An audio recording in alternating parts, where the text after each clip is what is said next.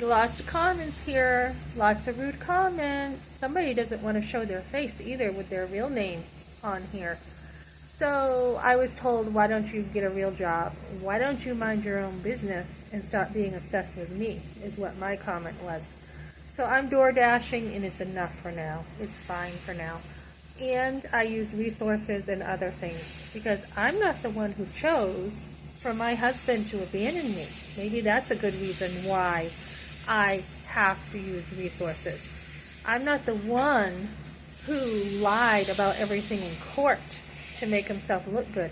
So I just want to share some stuff about abortion. Someone else is commenting about abortion.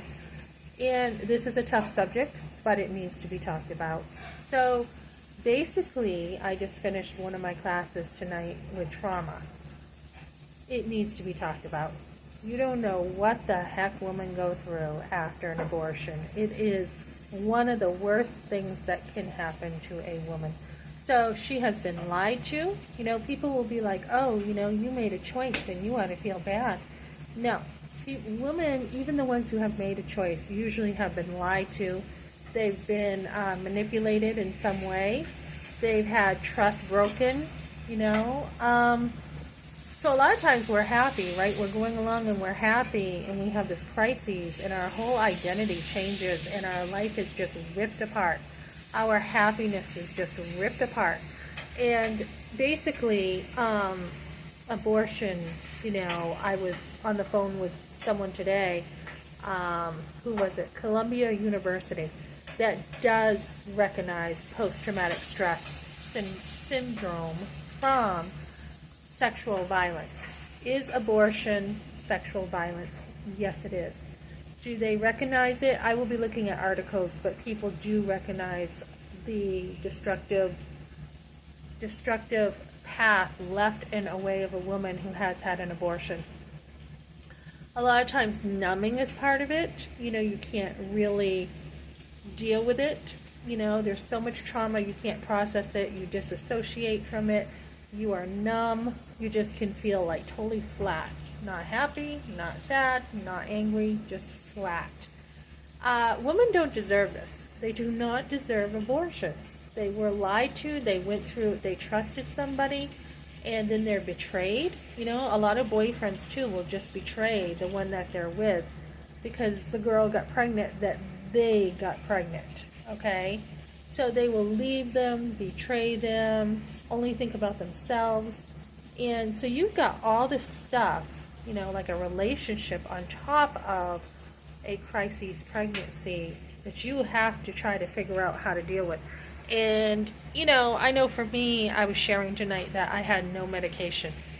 And this was back in the 80s. And somebody who had an abortion in the 80s said, "You're kidding me. You didn't have any medication?" And I'm like, no, nothing.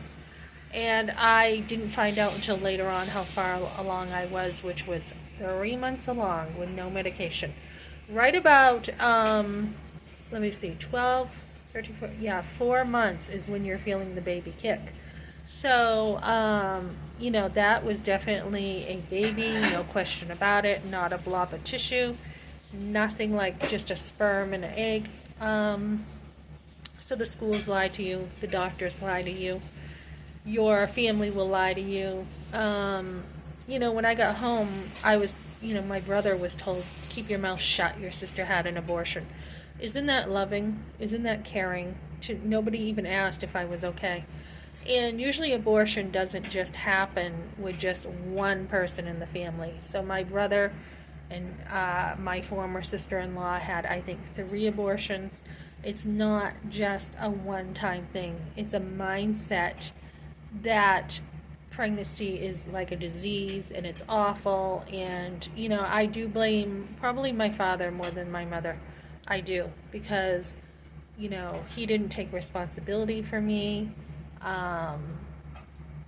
You know, my mother, though, had a baby, so she knew. She had 2. She knew what it was like. And my father, obviously being a man, did not. So there is, you know, I had called someone today, too, and I said, you know, what do you got going on for girls who need help? And they're like, oh, you can text us if you need help. So I made up a name and I text somebody in this organization to see what exactly is out there for my research for girls. And I'm like, hey, I don't know, I'm pregnant. I don't know what to do, and they're like, when was your last period? No idea. I kind of retold my story. Uh, do you think you're pregnant? I said, can you send me a pregnancy test?